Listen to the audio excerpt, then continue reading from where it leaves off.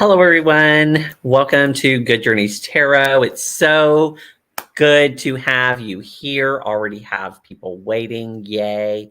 I am once again here with my lovely assistant, Princess Sugar of Alpharetta, who is going to walk all over us again.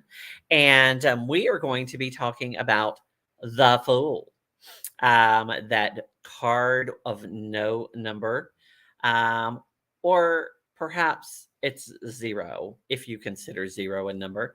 We'll actually chat more about that idea in a little while. But as I often do, I will share with you some things that are going on with me before we get started today. And one of those is I've had a deck that I keep mentioning that I was going to show you. For the last couple of weeks. And it turns out that that out of print deck apparently has been lost by the US Postal Service. So I'm going to have to file a claim for it. And unfortunately, won't be getting all of my money back, but at least we'll get a little bit back on it. So no deck to show you, but I do have some beautiful new mug to show you. I have discovered since I've been working from home the last 2 years that I only have one mug that I drink from. And the reason for that I've discovered is because when I worked out of a building, I could only use travel mugs with lids, which I really don't like drinking out of. I much prefer a hand thrown um, earthenware style mug like this. This is actually fabulous. I love how this feels. It's gorgeous. So for like the last 2 years, all I've drank out of is that cauldron mug with the triple moon on it. But now I have this lovely mug. So excited. Mm, so excited. Yeah. So that is new. Things have been really weird lately. I felt like I really haven't been accomplishing things, and I just felt in a funk. And I feel like a lot of people have said that they're the same way right now. And so yesterday, I decided to do a big reading with several different divination tools and look at how I could start anew and like get things flowing again and that type of thing, and ended up with a very beautiful reading, which I am going to spend some time with this week. And it looks like things are going to be going better down the road here. It looks like perhaps maybe there will be some more rough times, but overall things are going to improve and going to get back into the groove of things here. And I already kind of feel that. This morning, I almost didn't make it here in time because I got sidetracked on something I'm going to show you right now. As I often do during the week, I revisit some of the cards. Well, before that, let's say hello to Roman Biscotti. Welcome. And also, we have with us Davy McTeer. So glad that you guys are popping in today to say hello and check out the 78 cards in 78 weeks that I've been working on. Today's, of course, will be the Fool. But before we get into the Fool, I'd like to look at some of the cards that I kind of was inspired to work on this weekend, one of which kept me busy up until I had to jump in the shower before our live. And that was the High Priestess. If you remember, this is one of the first cards that I did. And I was at that time doing mock-ups of the cards of what I wanted in them when I actually had them drawn. And so I wasn't really concerned with the images going with the other cards in the deck or anything like that. But by the time we got into like 6 cards, I decided, okay, there's some interest in me printing the deck. So I need to make them kind of cohesive. And so what I've done with the High Priestess is that I have drawn on the energy of my moon card that we previously created, brought in some of the same colors as well as the same style of moon, and kind of drawn on that whole lake theme that I had here in the moon by using the same grass and whatnot. Um, I also found some trees that I think look just a tad bit more realistic than the ones that were in the original. And ultimately, I lightened her to gray or lighter gray, so she didn't blend in with the background. But also, I'm still keeping her gray because I want that to give the illusion of a veil. She's not as distinct as all of the other characters in the deck, which are black silhouettes, because she is behind a veil. And so, um, and I also feel like these trees create a better backdrop than these did.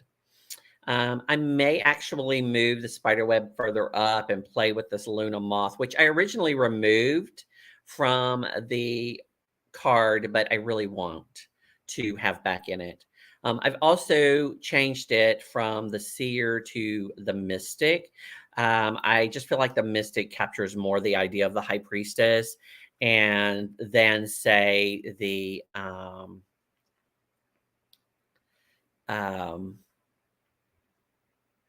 the seer does.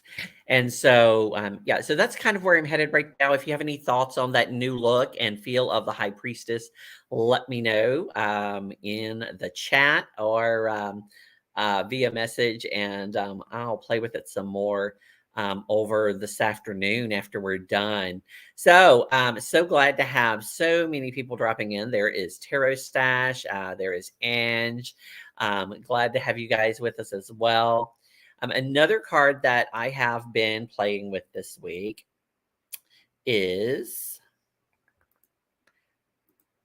the Three of Cups. If you'll remember, originally it was all orange, and I decided it needed to be connected with the other cups in some manner. So I had created this blue card, and someone said, well, you don't really have to change the carpet.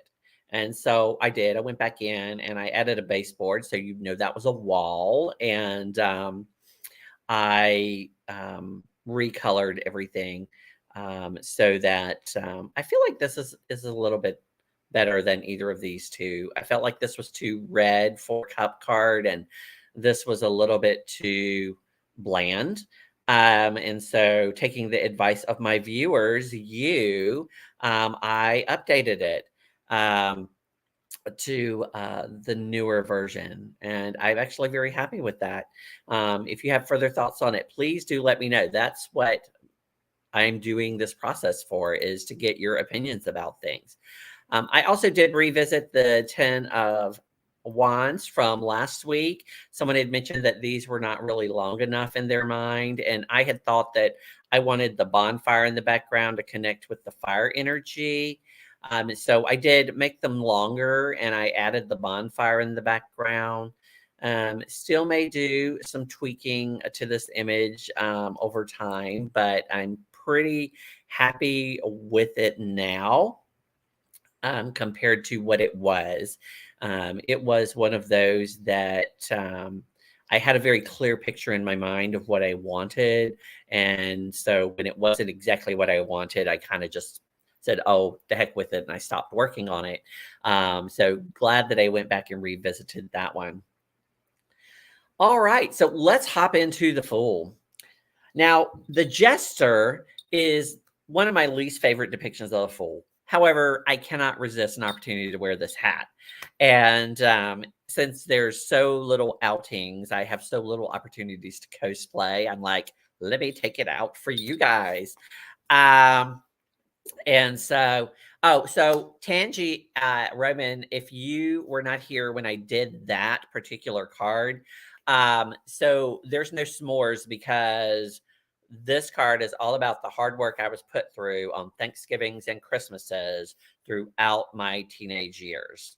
My dad was home, and so he's like, we all need to do something in the yard and get some things done. And so we always cut down trees. So it was about moving trees and logs and burning the debris from those things. And so, yeah, my dad didn't start bringing out the s'mores until the grandkids started coming to visit. So, yeah, so that's why there are no s'mores in that 10 of Wands. So let's hop into looking at some of my cards from the Fool.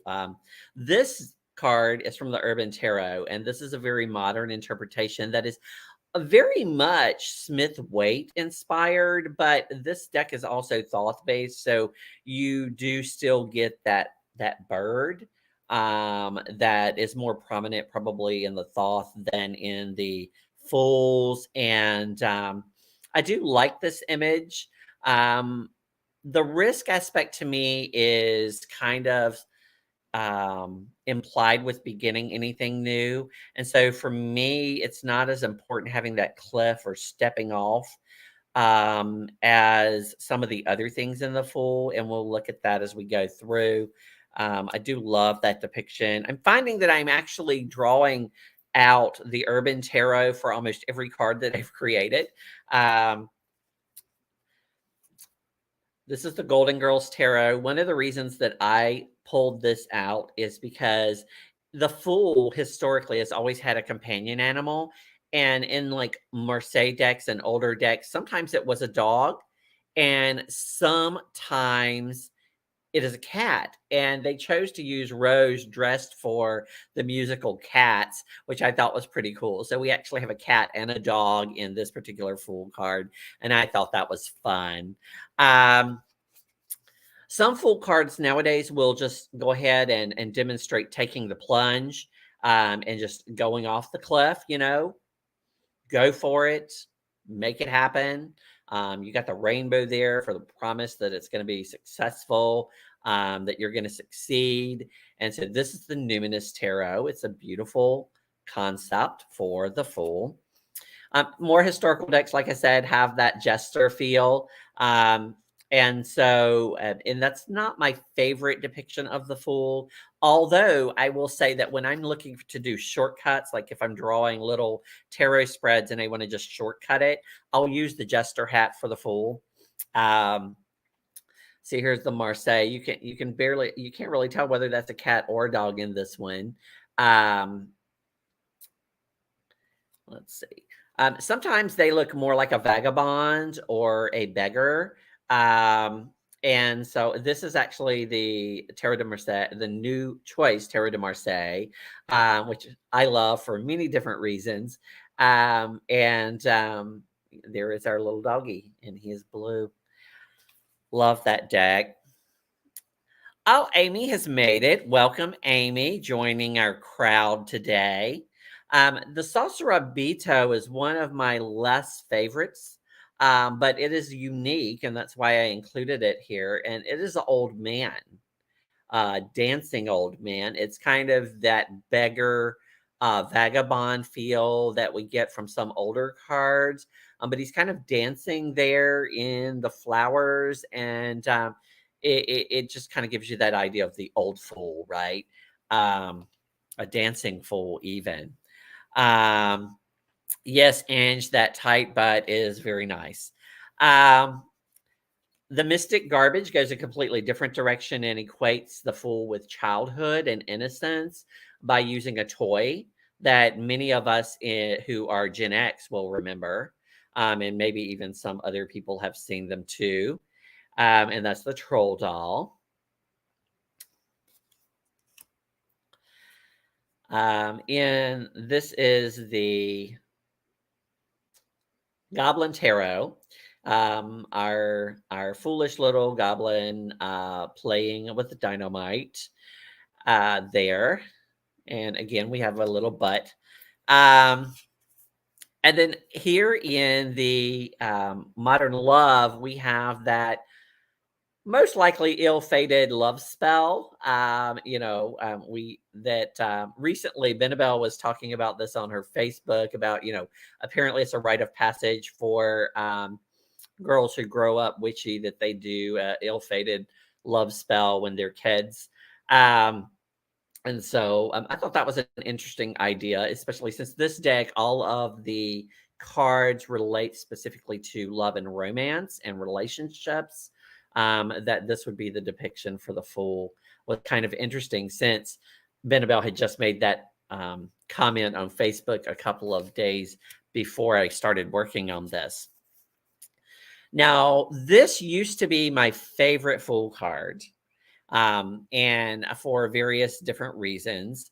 But I actually have some others I actually like better than this now, though this is still one of my favorites. This is from the Bonestone and Earth Flesh. I love this idea of stepping into the unknown, this kind of magic and mystery going on, this fantasy, a whole universe inside the mouth of this tree guardian. And I always thought this card to be a little odd, like it didn't quite fit in with the rest of the bone stone, but I still loved it as a depiction of the fool, and was always one of my favorites. And so, sure, if you want to celebrate Mardi Gras as well, it's here. That's something I'd like to do at some point, but I never actually have done.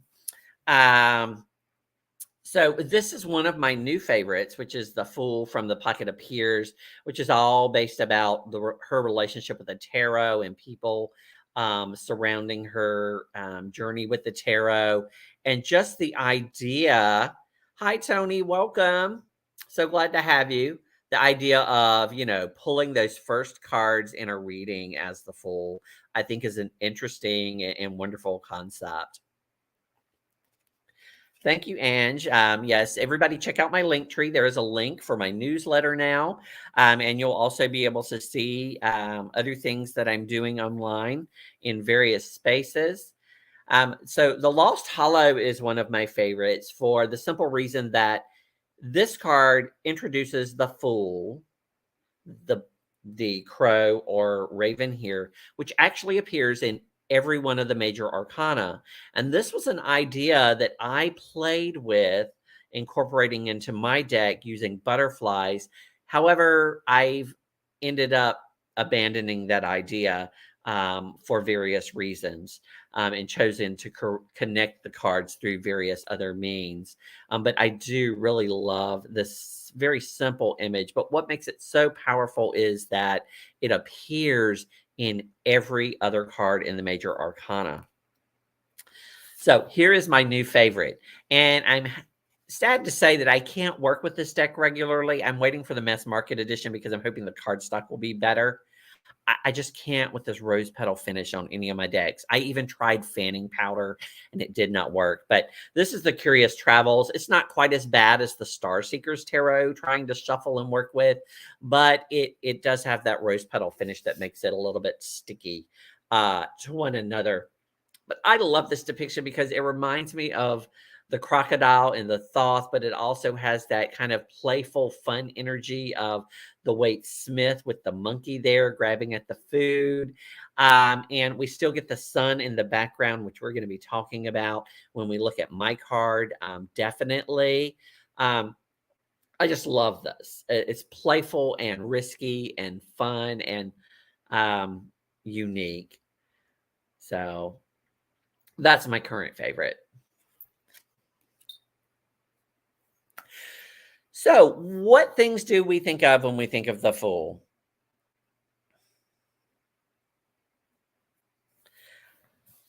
So, we normally we think about obviously new beginnings, and we think about innocence. We think about starting of a journey, hopefully a good journey. Um, it can also be about spontaneity, being open minded, and it can be about a departure, about your potential. It can be about being a free spirit, which I think we get in some of the cards that we looked at today. It could be about starting a new path, which is a direction that I've taken. Um, and it's often considered like the initiate when you're studying the tarot as part of a um, hermetic order, right? It also can represent the seeker, as it does, say, for example, in the Spirit Keeper's Tarot, in which the Fool is the significator, and that is the approach that I tend to take more often than not. Is that the Fool is the significator, that it is the seeker, the person, the querent in front of you, and where that Fool is in the deck really tells you where that person is, because that Fool can appear anywhere in the journey of all 77 other cards, and speak to what's going on in their life. And so for me, I feel like that's the simplest, easiest way to use the Fool, or to use a significator, is by using the Fool. Um, in some older decks, they actually did not have a number on the Fool. It was the numberless card. And then people started putting a zero on it, thinking, okay, well, the zero is the non-number, so we'll put the zero. But then other people were like, well, but it's also the very ending of the journey right before you begin the new one, so it's 22. And so sometimes you'll get decks and the Fool will be after the World card. And sometimes it's at the top of the deck on um, the in front of all of the cards. And so my thought is, if it's unnumbered, then it really is the significator. It is the seeker in front of you who is going to be traveling through this whole journey, the Fool's journey through the cards. And so that's kind of the approach that I'm taking. Oddly, the order of my cards will probably be unique, in that I'm printing them, at least the first draft, that when it's finished, in the order that I created them, rather than any particular specific order. And I know that will probably be strange to many people, but I just think that it will be interesting to see them in that order, at least for my first printing, to look at them. I don't know if they'll be that way when I share the link with everybody else, in case you're looking at the deck. So let's look at the card in reverse. So, like, what happens when we look at the shadow side of the Fool? Well, I think that's where that risk comes in. You can be reckless, you might be naive, you might be foolish, inconsiderate. You could be taken advantage of, or irresponsible. Youthful indiscretion comes up, right? When you see that card in reverse. Um, and it also could be failure to follow your instincts. So let's talk a little bit about some of the images in the card. And to do that, I'm going to go ahead and share my card, because I did not color the RWS this week. Oh, no, there we go. I'm not so much to speak about my card, but just to point out some imagery that we commonly see. One is the companion animal, whether it's a cat or a dog, a crocodile. In my case, I chose a fox. And this kind of hints at the imagery of the initiate and the seeker in the Spirit Keeper's Tarot, and also a personal ancestral connection that I have with this particular animal. And so the idea being that this animal represents our instincts, and whether we choose to follow them or not. Are we going to be led astray by our instincts? Or will our instincts carry us down the right path towards the sun? Another important image that appears in many Fool cards is that representation of enlightenment. This is our beginning of our journey towards enlightenment, or alternately, it is where we have achieved enlightenment and now are working towards that next step in the progress, right? Because this is the beginning and the end, right? What immediately comes after the world and before we meet the magician or the magus. And so, and Ange has picked up on the tarot bag. Yes, so the bag is also an important aspect of the card in many decks. The Fool has all of the resources they need to succeed, and to have a successful journey with them when they start. If they choose to utilize them, right? And this journey is learning to use all of those things that are in the bag. Um, Another symbol that you see, particularly in the RWS, is the rose, the white rose, which represents that divine presence, or that you're working on a spiritual journey, kind of thing. And in many decks, you will see a bird or butterfly, something of that nature, kind of that spirit of air present in the Fool, because this is associated with air.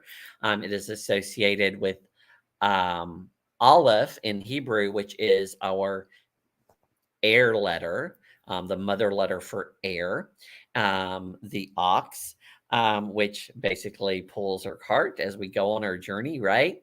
And and so those are some of the probably the most important symbols that to me need to be in the Fool. I chose to go with a path. And the reason that I chose to go with a path um, versus a cliff is because this is, after all, the Good Journeys tarot deck. And this is all about the journey that we take through life, or at least I have taken through life, and the things that I have had happened to me, specifically as they relate to the tarot.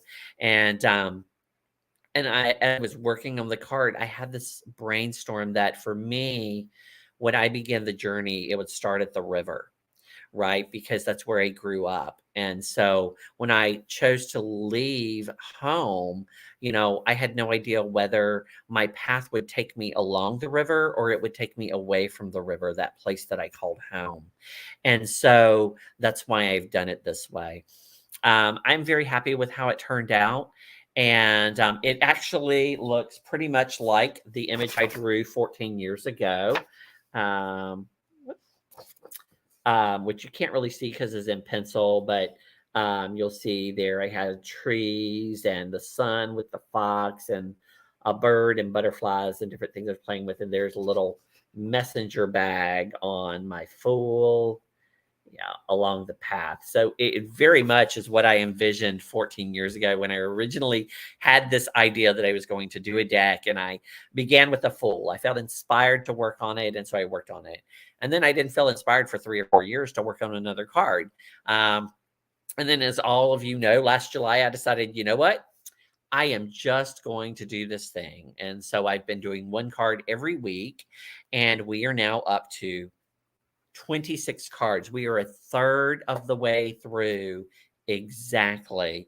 And so if I keep pace, even if I take a few weeks off during the course of the year, like I have in the past, we will finish all of my cards in March of next year. And then I'll be on target to complete the guidebook and finalize the card imagery by June. And hopefully by July, have the first copy of the deck and guidebook in my hot little hands to play with. And so, yes. So, wonder what our next card will be.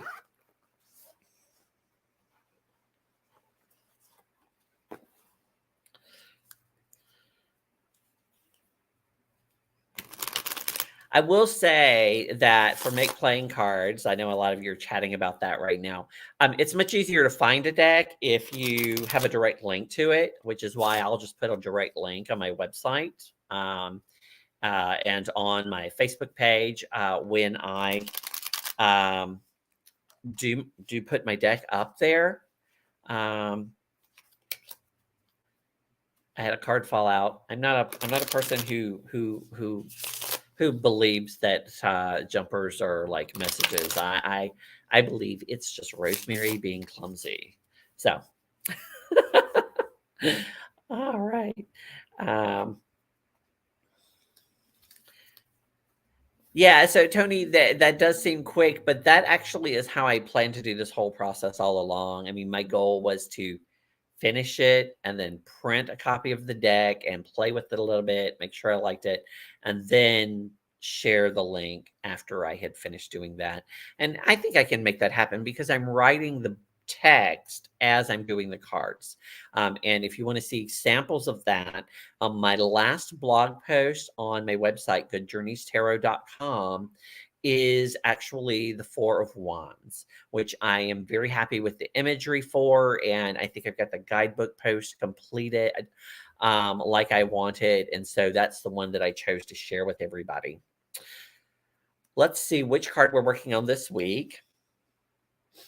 Any volunteers to come on next Sunday and share some of your favorite cards and talk about this card, whatever it might be?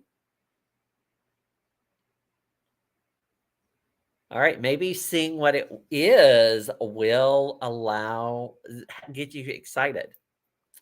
It is our Page of Cups. So we'll be doing the Page of Cups next week. And I was holding the deck upside down. Um, I actually don't think I've had any thoughts about this card or have any idea where it's going to go. I'm sure that I will revisit the ideas from my previous pages.